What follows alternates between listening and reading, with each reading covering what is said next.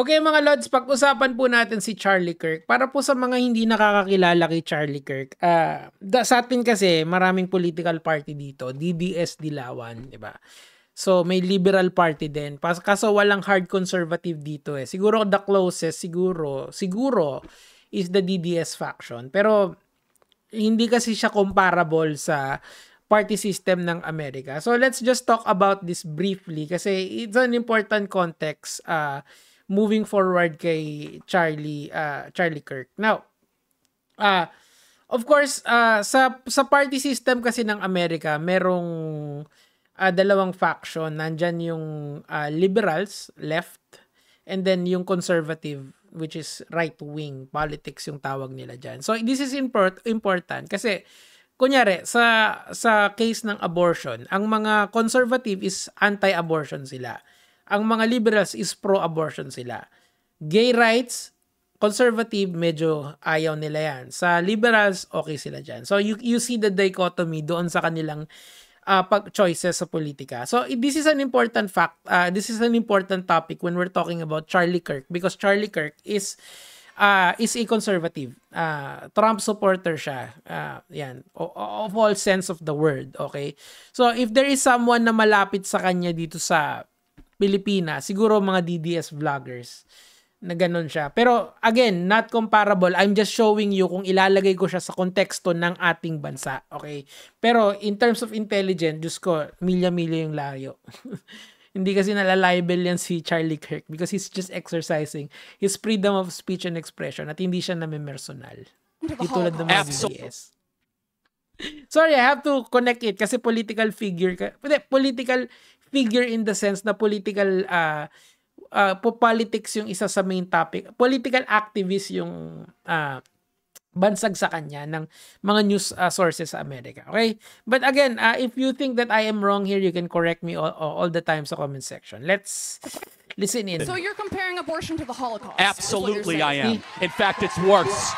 It's worse. It's worse. Like a capitalist every single day, Cenk.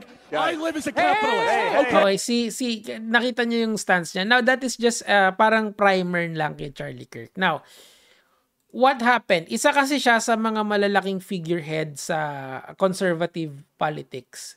To the point that even South Park made a parody of him. Ito. Napanood ko tong episode na to. Ito yung first episode eh. Panoorin natin. What makes you think you have the right to say what I do with my body? Let me ask you something. If a pregnant woman is killed and the baby dies too, why is the killer charged with a double homicide? Well, because people have different beliefs. It's not about belief, it's about truth. Science confirms life begins at conception. So yes, Jeremiah 1:5 says, before I formed you in the womb, I knew you. But it's just morality that demands we protect the most vulnerable. So let me ask you. Pinaparody nila si Charlie Kirk dito as master debater. One of the criticism kasi sa genre nila ng ganitong klaseng debating is that hina-highlight nila yung mga panalo nila. Tapos hindi nila hina-highlight yung mga nabibigyan sila or nawa-one-upan sila ng mga nagtatanong sa kanila.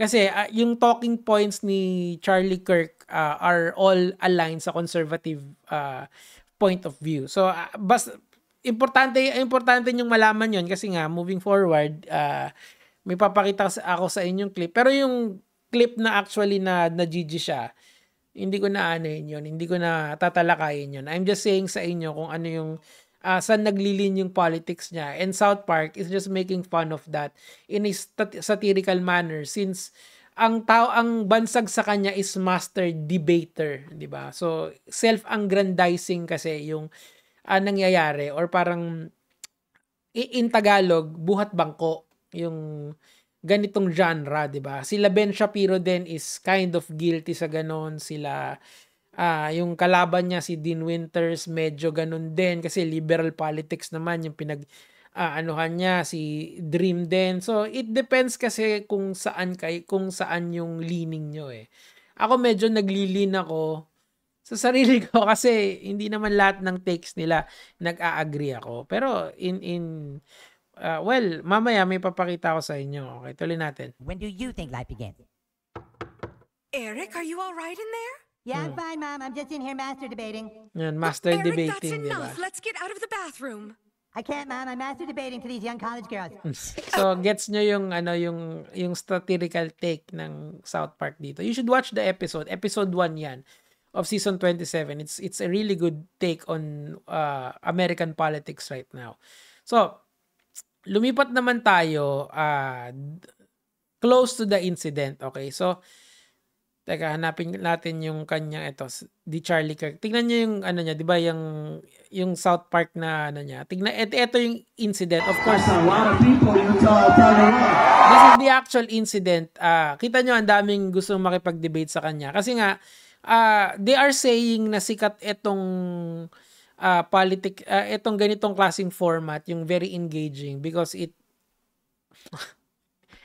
nasa generation kasi tayo ulit of rage baiting na tinatawag.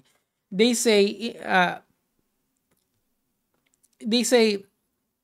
things na you disagree vehemently and it causes you outrage and anger that you want to debate the person. Ganon yung current state ng social media ngayon. Kasi nga the currency in social media is attention, 'di ba? You will not get any success here in social media pag hindi ka nagpapapansin or hindi ka napapansin, 'di ba? Obviously, no engagement pag walang papansin sa iyo. So, usually yung mga takes ni Charlie are so far conservative that yung liberal media is or liberal people are of course going to get rage baited. Okay? And of course, dun sa mga takes niya, meron din naman siyang supporter. So see how yung kanyang take is actually playing both sides of the engagement aisle, I wanna say. Tuloy natin. We're gonna be here for a couple hours. Get comfortable. Bring the best libs that Utah has to offer. So, ayan. Marami din siyang fans, yung mga MAGA, Make America Great Again. So, now, update ko lang kayo dun sa... kasi doon sa pumatay sa kanya. So, sabing ganon, ang pumatay daw ay hindi pa kilala. Pero, yung may dalawa silang person of interest. One is actually in custody, yung matanda. Pero the actual shooter was actually in the rooftop. And mukhang sabi nila, based from the reports that I'm reading, professional daw yung gumawa. Kasi nga, tinamaan siya sa jugular dito sa leeg. So, there was little chance of survival pagka tinamaan ka doon. Diba? Kasi, well, that's really how the cookie crumbles. Now, siguro, one of the legacy na iiwanan dito ni Charlie Kirk is about yung take niya sa Second Amendment. Of course, sa Pilipinas, hindi ganon. Dito sa Pilipinas kasi, kung ang Second Amendment kasi is what we call the right to bear arms. Meaning to say, anyone can purchase a gun because they have the right, it is their constitutional rights to arm themselves in defense of anything na pupunta sa kanila. Of course, there are regulations doon, pero anyone could get it in America. One consequences of the right to bear arms is, number one is, ayun nga, masyadong accessible siya to many people, including children, kaya maraming school shooting na nangyayari. Or yung mass shooting na lang na biglaang may mag-aamok na may hawak na baril tas namamaril na agad. Unlike dito sa Pilipinas, pag namaoy ka, nagsisisigaw ka lang sa labas ng bahay nyo, tapos dadating yung barangay, pag naimasmasan ka, goods na. Sa kanila kasi, pag nagmaoy, may daladalang baril, which is very dangerous. And it is really fatal. Now, si Charlie Kirk is a proponent of the Second Amendment. Kumbaga, tinitindigan niya yon kasi nga conservative yung yung stand na yun eh. The conservative politics wants to keep the Constitution as is, okay? Ayaw nilang ibahin yon, okay? So, ngayon, pumunta tayo sa kanyang take. And this would, siguro, kasi nakita ko to, the irony daw. Siguro, I'll let you decide and I'll give you my take on it. Let's go. But I think it's worth it. Okay. I think it's worth to have a cost of, unfortunately, some gun deaths every single year. So he is okay with gun deaths or gun-related violence every now and again, okay? Why? That we can have the Second Amendment to protect our other God-given rights. Okay. So, he is okay with anyone can purchase a gun because yung Second Amendment na yon will protect us from yung other constitutional rights natin. Kumbaga, the right to bear arms is to just defend. Unfortunately, there are some people who would do criminal acts doon. Gets nyo? So, ang irony dito, he is the one who got killed because of people taking the law into their own hands. Kasi basically, yun yung nangyari. Some people does not like him. Does the liberal people that want him? Ang sabi kasi, ang tsumugi daw sa kanya is conservative din daw. Pero wala pang report ngayon dyan, okay?